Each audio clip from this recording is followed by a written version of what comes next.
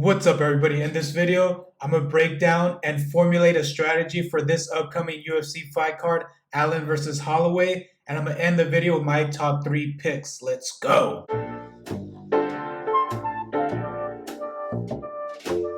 Alright guys, first things first is I'm going to break down this fight card. There's 3 factors I like to look at when I'm formulating my strategy here. Number 1 is how many fights are on the fight card. I look at that because the more fighters there are, the more likely the overall score is going to be higher because we have more fighters, thus more chances to score higher points for those individual fights. This card we have 14, which is a big fight card. 13 is about average. Anything above 13 is high. Anything below 13 is on the lower end. Second variable I like to look at is how many moderate to heavy favorites there are. And I define moderate to heavy favorites by 2-to-1 favorites or higher, or if you're dealing with percentages, around 66% or higher. And here we have 3 fighters. We have Chris Gutierrez, Rafa Garcia, and Zach Cummings. Very low amount of moderate to heavy favorites. There's not even any heavy favorite. There's only moderate favorites here. That's important because that means that there's going to be a lot of live dogs. So we can invest greatly in these underdogs. And more likely to be a low scoring fight card. Third variable I like to look at is the ITD lines. And I like to look at that because if a fight ends inside the distance, probability wise, there's going to be a higher score in that fight, probability wise. And in this case, the ITD lines is not good. They're low all across the board with the exception of -230, and that's not even that great. The Ian Cutelaba and Tanner Boser, even that's not that good, the -230. So what all this is saying is that this event is going to be a low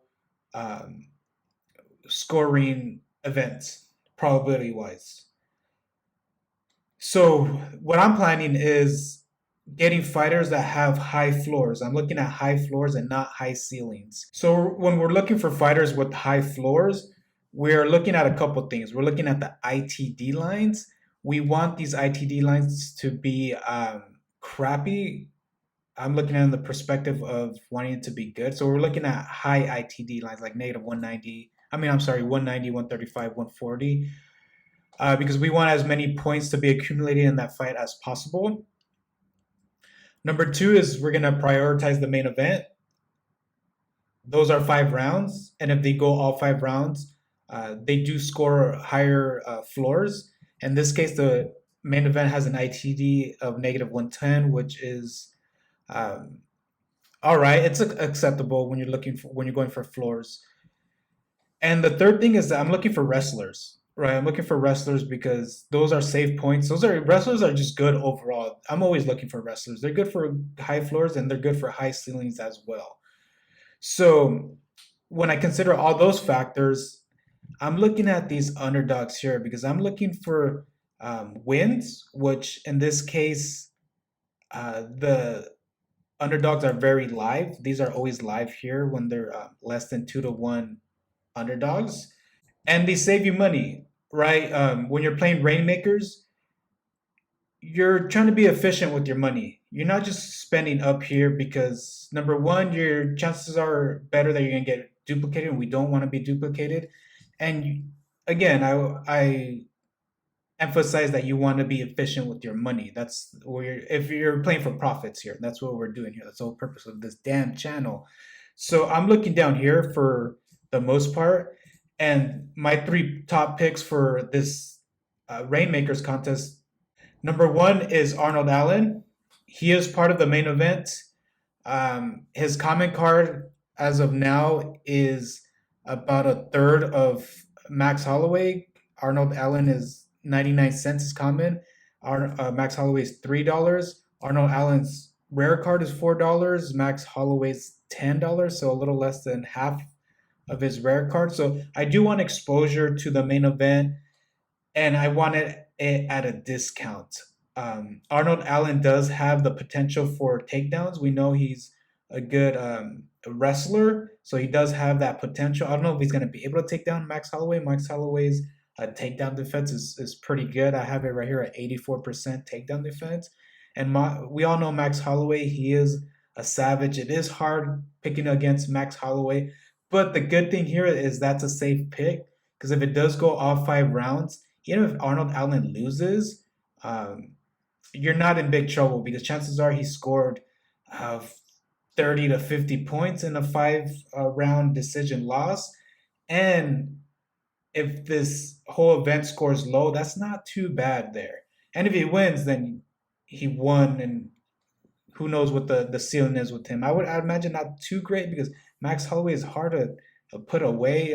Volkanovski, did Volkanovski put him away? He did not put him away in this last fight. I don't believe so, but I do know Max Holloway does have a hell of a chin. So not a high ceiling there, but a good floor for Arnold Allen and fits our criteria of what we're going for here.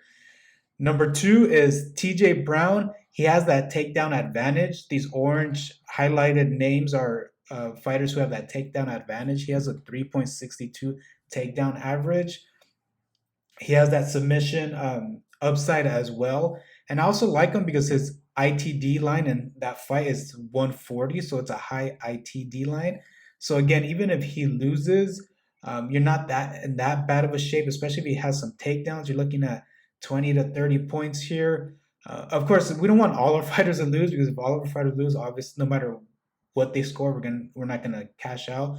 But we're looking at one, maybe 2 fighters losing and still men cashing. We're looking for floors here. Obviously, we're looking for the win, but the floors matter more here because we're anticipating a low um, event, low fight card overall as far as points are concerned. Last pick, I'm gonna reach up here. I'm gonna go with Rafa Garcia. I was looking at it; it was just too hard to pass him up. He is considered like one of those moderate favorites, so he's pretty reliable. He is fighting Clay Guida. Clay Guida is in his 40s. I think he's about at the end of his career. Rafa Garcia is a workhorse. His last fight versus Marashat, his name slips my mind right now. I believe he had like 6, 7 takedowns there. So he does definitely has that takedown advantage, takedown upside. The win percentage is on his side. The inside the distance is low as well or high. How do you want to look at this in perspective? I guess we could say it's high. Inside the distance, and so he fits that criteria as well. Even if he does lose, hopefully he gets a couple of takedowns. We're not banking on him losing. We're hoping that he wins because we are paying up for him, right? His rare card's at $12 and his common card's at $3. So those are my top picks there. I'm gonna end it there. Done.